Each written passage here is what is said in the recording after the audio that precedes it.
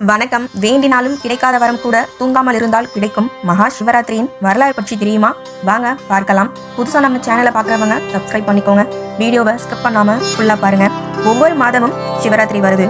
அப்புறம் ஏன் மகா சிவராத்திரின்னு ஒரு நாள் ரொம்ப விசேஷமா கொண்டாடுறோம். மாதம் ஒரு முறை மாத சிவராத்திரி வந்தாலும் மாசி மாதம் தேய்பிறை சதுர்த்தி திதியில வரும் சிவராத்திரி மகா சிவராத்திரி. அம்பிகைக்கு 9 நாட்கள் விழாவாக நவராத்திரி கொண்டாடப்படுவதைப் போலவே சிவபெருமானை வழிபடுவதற்கு ஏற்ற இரவாக கருதப்படுவது மகா சிவராத்திரி.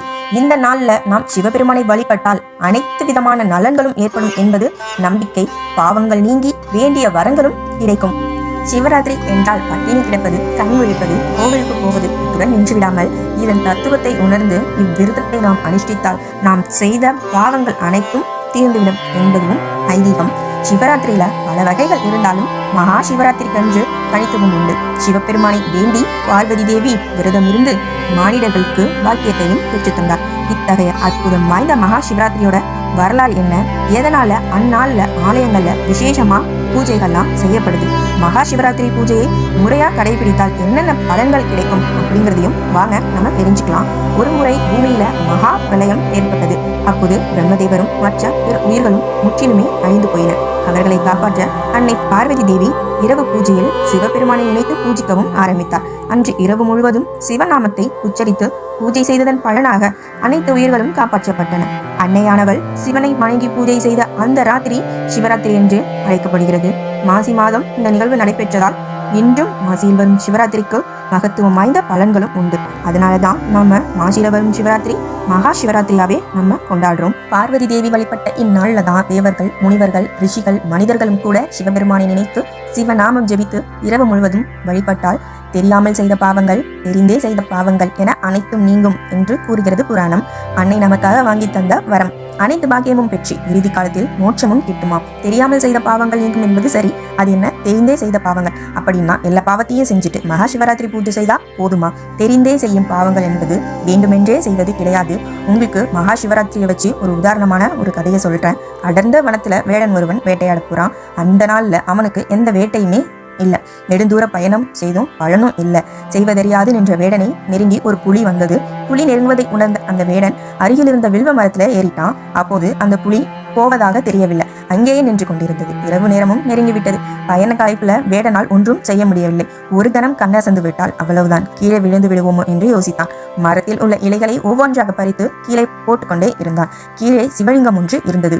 சூரியன் உதித்ததும் புலி சென்று விட்டது. மரத்தில் இருந்து கீழே இறங்கிய வேடனுக்கு அசரீரி ஒன்று ஒழித்தது. மகா சிவராத்திரி அன்று நீ உன்னை அறியாமலே கண் விழித்து வில்வ இலைகளை கொண்டு பூஜித்து பலன்களை பெற்றுள்ளாய். உன் பாவங்கள் அனைத்தும் நீங்க பெற்று மோட்சமடைவாய் என்றது அந்த ஒளி. வேடனை பொறுத்தவரை வேட்டையாடுவது அவன் தொழில். அவன் பாவம் செய்வதற்காக வேட்டையாடவில்லை. எனினும் ஒரு உயிரை கொள்வது பாவம்தான், இல்லை என்றும் கூறிவிட முடியாது. தெரிந்தே தான் வேடன் கொள்கிறான். இவை இறைவனால் தீர்மானிக்கப்பட்டவை. எனவேதான் பாவம் நீங்கி முக்தியும் கிடைத்தது. மகா சிவராத்திரியில் 4 காலங்களிலும் இரவுல பூஜை செய்ய வேண்டும். சிவராத்திரியின் போது இரவு 4 யாமங்களாக பிரிக்கப்படுது. அந்த 4 யாமங்களும் சிவலிங்கத்துக்கு விசேஷமா அபிஷேகங்கள் செய்யப்படுகின்றன. இந்த 4 யாமம் என்னங்கிறத பார்க்கலாம். முதல் யாமம். இந்த முதல் கால பூஜை படைக்கும் தேவன் பிரம்மா சிவபெருமானுக்கு செய்யும் பூஜை. இந்த கால பூஜையில பஞ்ச கவ்வியத்தால் அபிஷேகம் செய்து மஞ்சள் நிற பொன்னாடை அணிவித்தும் தாமரை பூவால் அர்ச்சனையும் அலங்காரமும் செய்து பாசிப்பருப்பு பொங்கல் படைத்து நெய் தீபத்துடன் முதல் கால பூஜை நடத்தப்படுது. இந்த காலத்துல விரதம் இருந்து பூஜிப்பதால் நம் பிறவி கர்மாக்களில் இருந்து விடுபட்டு நற்பலன்களை அடையலாம். இரண்டாம் யாமம். இந்த 2வது கால பூஜையை காக்கும் தேவன் விஷ்ணு சிவபெருமானுக்கு செய்யும் பூஜை. இந்த காலத்துல பஞ்சாமிர்த அபிஷேகம் செய்து சந்தன காப்பு சாட்டியும் வெண்பட்டாடை அணிவித்து அலங்காரம் செய்தும் அர்ச்சனைகள் செய்தும் இனிப்பு பாயசம் படைத்து நல்லெண்ணெய் தீபத்துடன் 2வது கால பூஜை நடத்தப்படுது. இந்த காலத்தில் விரதமிருந்து பூஜிப்பதால் தன தானிய சப்தங்கள் சேரும். 3ஆம் யாமம். இந்த பூஜை சக்தியின் வடிவமாக அம்பாள் பூஜிப்பதாகும். இந்த காலத்தில் தேன் அபிஷேகம் செய்தும் பச்சை கற்பூரம் மற்றும் வில்வ இலையை கொண்டு அலங்காரம் செய்தும் சிவப்பு வஸ்திரம் அணிவித்தும் ஜாதி மல்லி பூவை கொண்டும் அர்ச்சனைகள் செய்து எல் அன்னம் படைத்து இழுப்பை எண்ணெய் தீபத்துடன் சாம வேத பூஜை முடிக்கப்படுகிறது. இந்த காலத்திற்குரிய சிறப்பு என்றால் இதை லிங்கோத்பவ காலம் என்றும், இந்த காலத்தில் சிவபெருமானின் அடி முடியை காண வேண்டி பிரம்மா அன்னரூபமாக மேலையும் மகாவிஷ்ணு வரக ரூபமாக பாதாள லோகத்தையும் தேடிய சிறப்புடையது இந்த காலம். இந்த காலத்தில் விரதமிருந்து பூஜிப்பதால் எந்தவித தீய சக்தியும் நம்மளை அண்டாமல் இருக்க சக்தியின் அருள் கிடைக்கும்.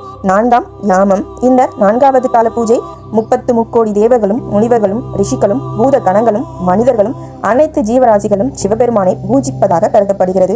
குங்குமப்பூ சாற்றி கரும்பு சாறு பால் அபிஷேகம் செய்தும் நந்தியாவட்ட பூவால் அலங்காரமும் அர்ச்சனையும் செய்து அதர்வன வேத பராயத்தனுடன் சுத்தான்னம் நிவேத்தனமாக படைத்தும் தூப தீப ஆராதனைகளுடன் 18 வகை சிறப்பு அலங்கார அபிஷேக பூஜைகள் செய்யப்படுது.